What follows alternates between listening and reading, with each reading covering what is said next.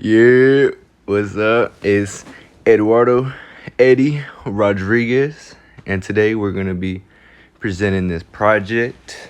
How does the brain remember? Now, what is memory?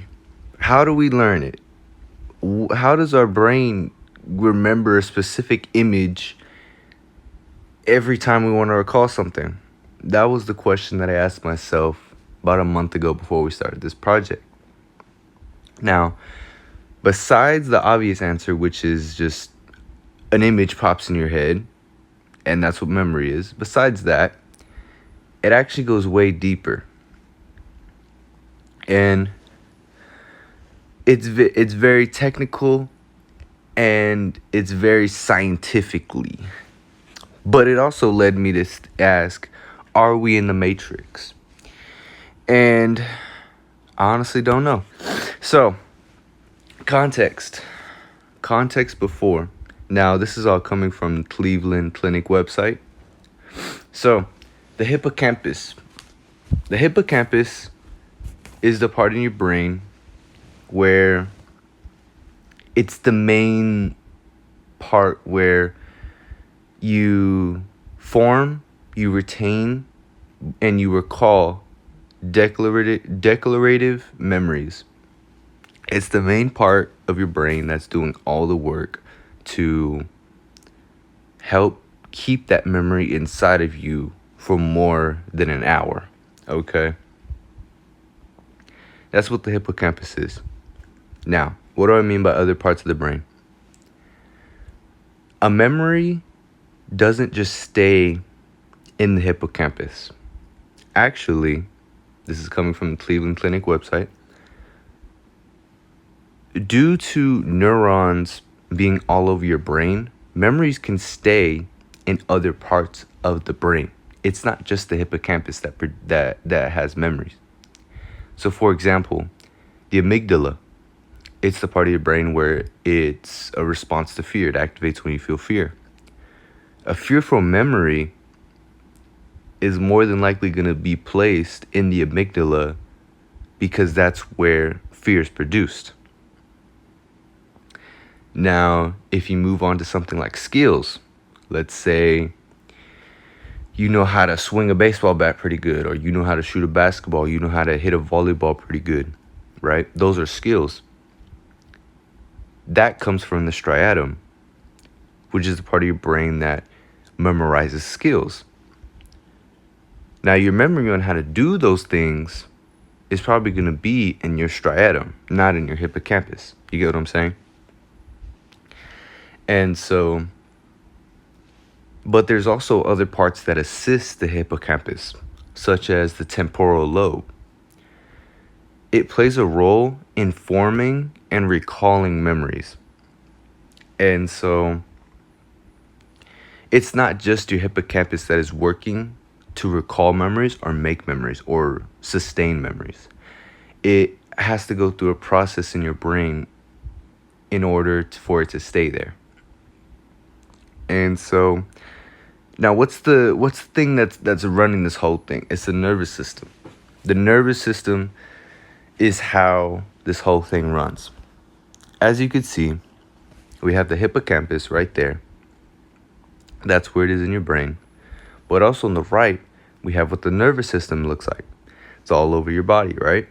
It's what gives you able to feel things, feel pain, feel if something's soft, feel if something's rough. That's what the nervous system is. It communicates with your brain on what your body is feeling and doing. And so when you feel something soft, for example, the nerves in your hand will send a signal to your brain telling it that it's soft. And your brain will keep a memory of that. That's how it works.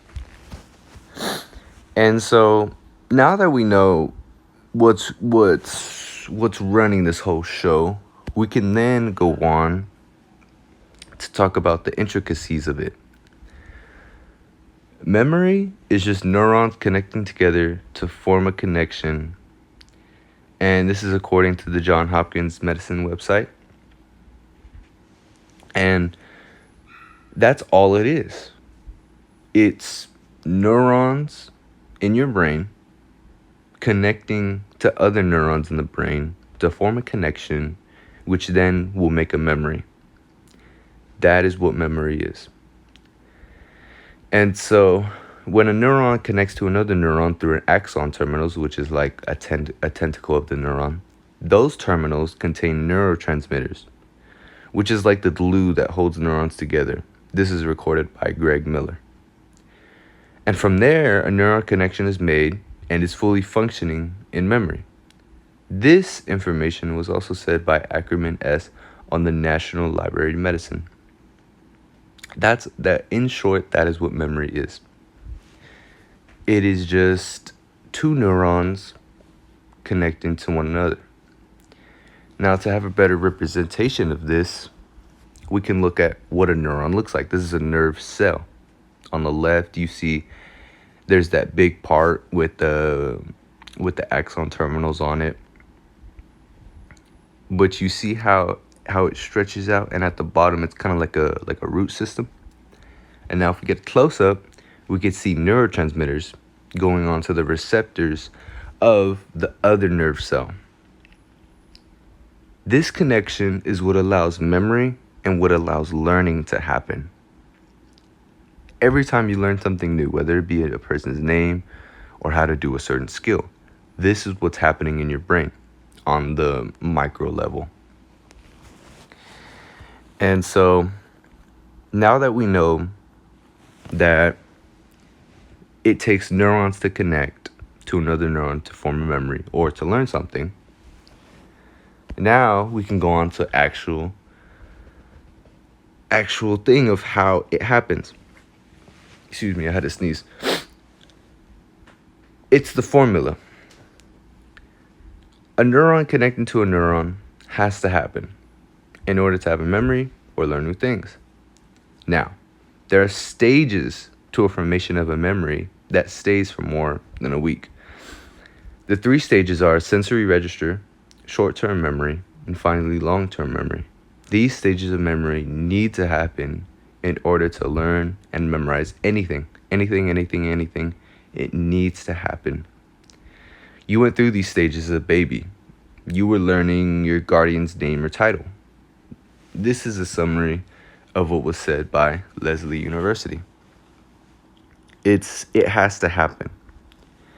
And so now let's explore the process in which something has to go through, a piece of information has to go through in order to stay in your brain. Now, this is all recorded by Lesley University. And sensory register. It's a type of memory that is very immediate. It happens in the first 5 seconds of you receiving information of some kind. And it relies upon your 5 senses to receive the information. So with your eyes, your nose, your touch, everything, it relies on those. So when a person walks into a room, they receive where the doors are to the building or where things are, such as the restroom or sitting area.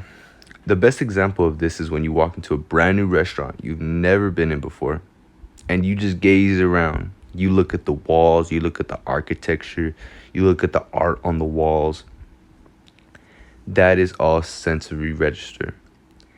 And it happens in just a few seconds. Now, the amount of information you actually retain is dependent on your attentive level. You could just look around real quick and not know where anything is or not know the layout of the building. But if you actually, if you actually hold and hold that information that you just received in a matter of seconds, now what can happen is it can turn into short-term memory. Short-term memory is the memory that stays with us from a range of seconds to a couple hours.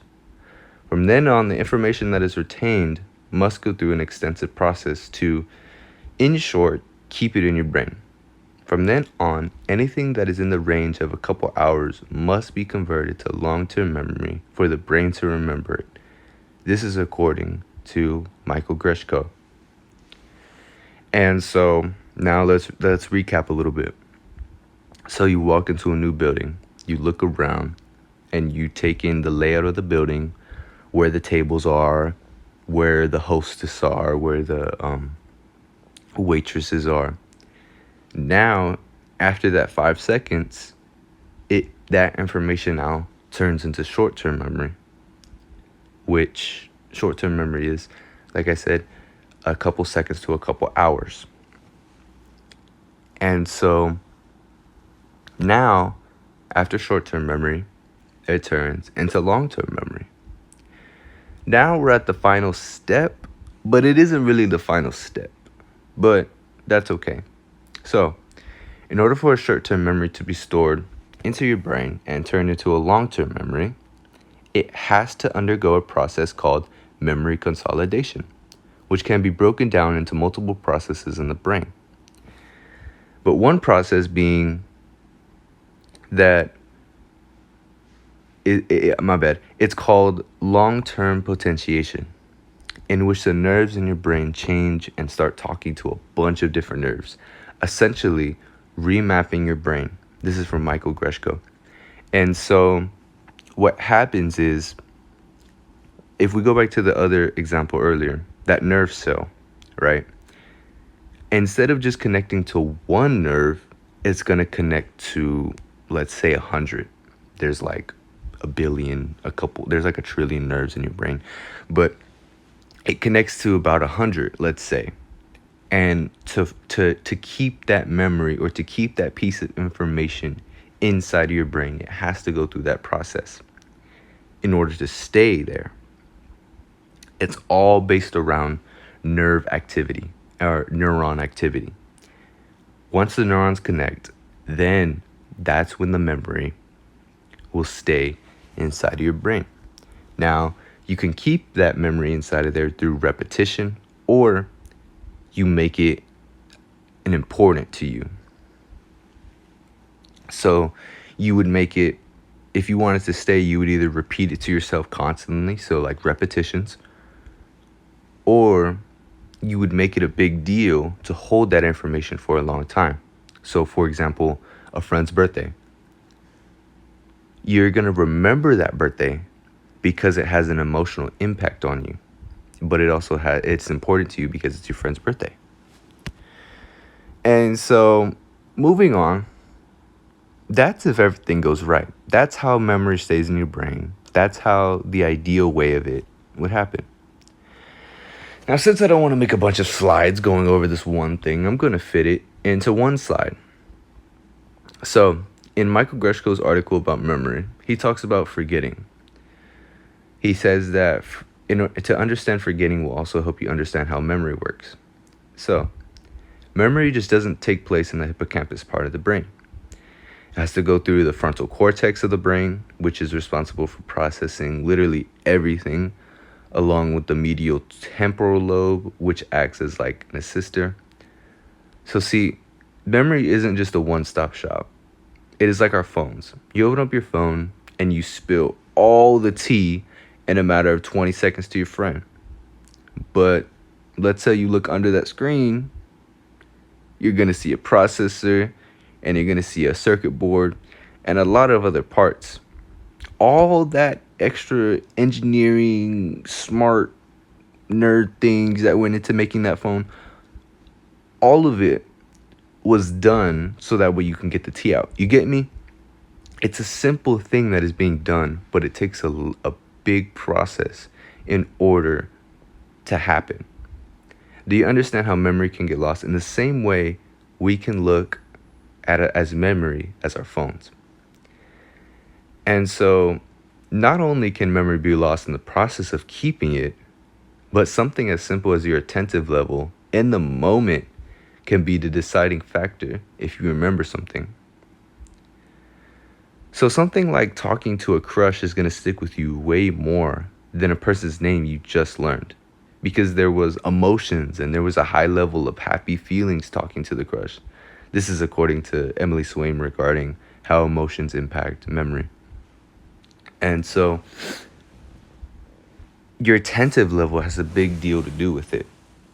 If you can take in information, but if you aren't paying attention, then it's just going to be gone in the next 10 seconds. And so forgetting is something that happens to a lot of us, but it's common and it's okay. It's natural. It has to go through a lot of processing in your brain in order to actually stay there. And so one example of this, but also will kind of lead to the final part, is how, have you ever watched a documentary including a court case, in the court case involving like a murder or some type of homicide, for example? They say memory isn't reliable, right? Because you can forget things. Now, if you didn't know that, now you know. Anyways, that's real, because our brain literally misconstructs information and adds things to the story, or adds things to what happened days later. Over the process of keeping it in your brain will naturally add things to it. This is according to Greg Miller. In the same article, Greg Miller did an example of this on how your brain misconstructs information. And in Greg Miller's article, he talks about a guy named Kareem Nader. And he was a person that was in New York at the time of 9/11. And he witnessed the North Tower fall with his own eyes. In his flashbulb memory, he remembers seeing footage of the plane crashing into the North Tower on the same day that it fell. In reality, that footage was aired 3 days later from 9/11.